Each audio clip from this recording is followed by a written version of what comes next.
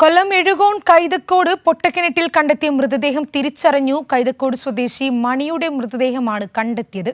വിവരങ്ങളുമായി രാജ്കുമാർ ചേരുന്നുണ്ട്. രാജ്കുമാർ, മണിയുടെ സഹോദരനാണ് മൃതദേഹം തിരിച്ചറിഞ്ഞത്. നിലവിൽ ദുരൂഹതയൊന്നും ഇല്ല എന്നാണ് പോലീസ് ഉദ്യോഗസ്ഥർ അറിയിച്ചിരിക്കുന്നത്.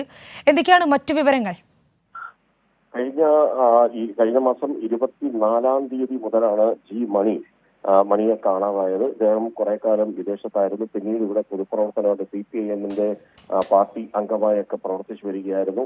സാധാരണഗതിയിൽ എവിടെങ്കിലുമൊക്കെ പോയാൽ ഒരു 10-15 ദിവസം കഴിഞ്ഞ് മടങ്ങി വരുന്ന ഒരു ശീലമുണ്ടായിരുന്നു. അതുകൊണ്ട് തന്നെ ആദ്യഘട്ടത്തിൽ അങ്ങനെ ആർക്കും ഇവിടുന്ന് പോയതിനകത്തൊരു സംശയം ഉണ്ടായിരുന്നില്ല. പിന്നീട് ഒരു ഫോണിലോ അല്ലെങ്കിൽ മറ്റു കാര്യങ്ങളിലൊന്നും യാതൊരു ബന്ധവുമില്ലാതായത് കൂടിയാണ് ഇതില് പോലീസിൽ ഒരു പരാതി ഇതില് സഹോദരൻ നൽകിയത്. ഭാര്യയുമായി വേർപെട്ട് കഴിയുകയാണ് മണി. അതുകൊണ്ട് തന്നെ അവിടെ സഹോദരനൊപ്പമായിരുന്നു താമസം. ഇപ്പോൾ ഈ ഇന്നലെയും മെലിഞ്ഞാന്നും ഒക്കെ അവിടെ ഈ പാറക്കോറി കുഴിയെടുത്തിട്ടുള്ള വെള്ളക്കെട്ടിൽ മറ്റും പരിശോധനകൾ സ്കൂബ ഡൈവേഴ്സിനെ കൊണ്ടുവന്ന് തെരച്ചിലൊക്കെ പോലീസ് നടത്തിയിരുന്നു.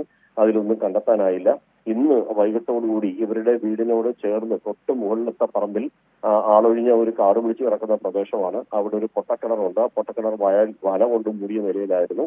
ആ പൊട്ടക്കിണറിൽ നാട്ടുകാർ പരിശോധിച്ചപ്പോഴാണ് ഒരാളുടെ ശരീരം കവിഴ്ന്നു കിടക്കുന്ന നിലയിൽ കണ്ടെത്തിയതും പിന്നീട് പോലീസിനെ അറിയിച്ചു. പോലീസിന്റെ നേതൃത്വത്തിലുള്ള ആളുകൾ എത്തി മൃതദേഹം പുറത്തെടുത്തപ്പോഴാണ് ഈ സഹോദരൻ ഇത് കാണാതായ മണിയുടെ മൃതദേഹമാണെന്ന് തിരിച്ചറിഞ്ഞത്.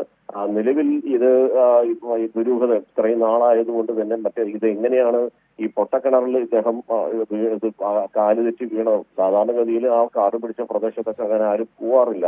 പിന്നെ എങ്ങനെയാണ് ഈ പൊട്ടക്കിണറിൽ ഈ മണിയുടെ മൃതദേഹം എത്തിയത് എന്നുള്ളതിനെ സംബന്ധിച്ചൊക്കെ ചില സംശയങ്ങളൊക്കെ ഉണ്ട്. അത് പോലീസിനെ അറിയിച്ചിട്ടുണ്ട്.